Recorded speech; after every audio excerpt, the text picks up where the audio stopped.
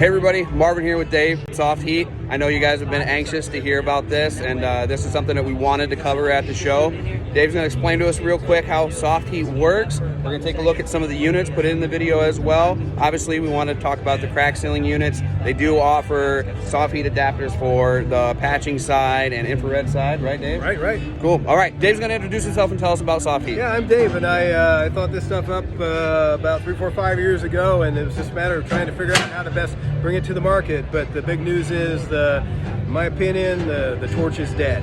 Yeah. So if you want to, let me take you through what we're trying to accomplish here. And in actuality, the theory is let's lower the temperature and raise the volume of heat.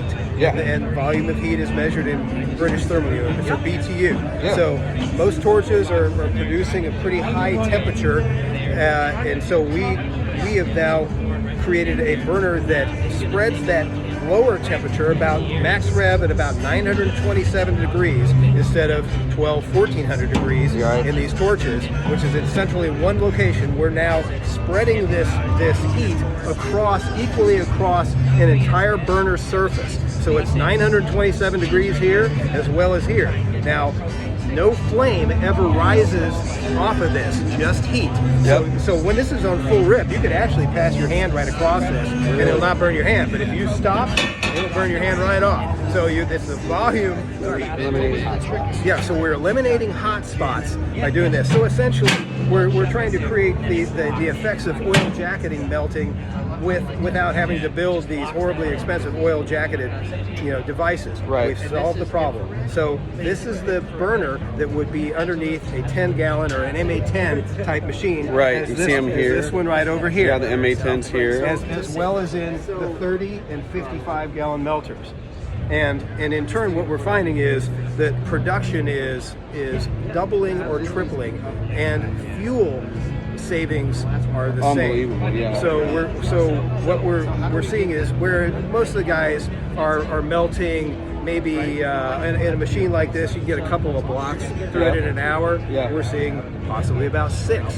Now most guys are seeing you're seeing maybe 6, 7, 8 blocks tops out of a tank of propane. Yep. We got guys getting 24 blocks melted out of a barrel a bottle of propane. Now on a machine like this, where you're typically maybe melting 6 blocks an hour on full rip with your torch, we're getting guys melting 23 blocks an hour. So this is a game changer, and it's allowing guys with smaller equipment to do bigger jobs and compete with the pumpers. Yeah.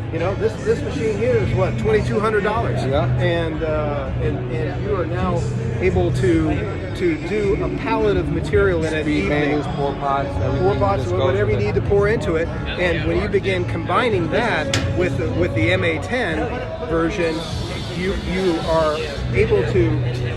This burner doesn't blow out anymore. No more blowouts at all. And we even have customers that are telling us they're driving down the roads with these things. Get out. We don't want to condone it, but they're driving down the roads burning these things. They're arriving to the job site with melted material. Ready to go. So then they're unloading their MA10s. You light this MA10. If you leave just a little bit of material in the bottom of this, of this MA10 here, then you can light that. You'll grease up the bottom of that material, roll it with the agitator, and then dump your hot material from your 55 on the top of it. You are crack filling in 5 minutes. 5 minutes after arrival on the job site. Wow. So when you get good at running these things and controlling the temperatures, it's a different frame of mind that you have to learn.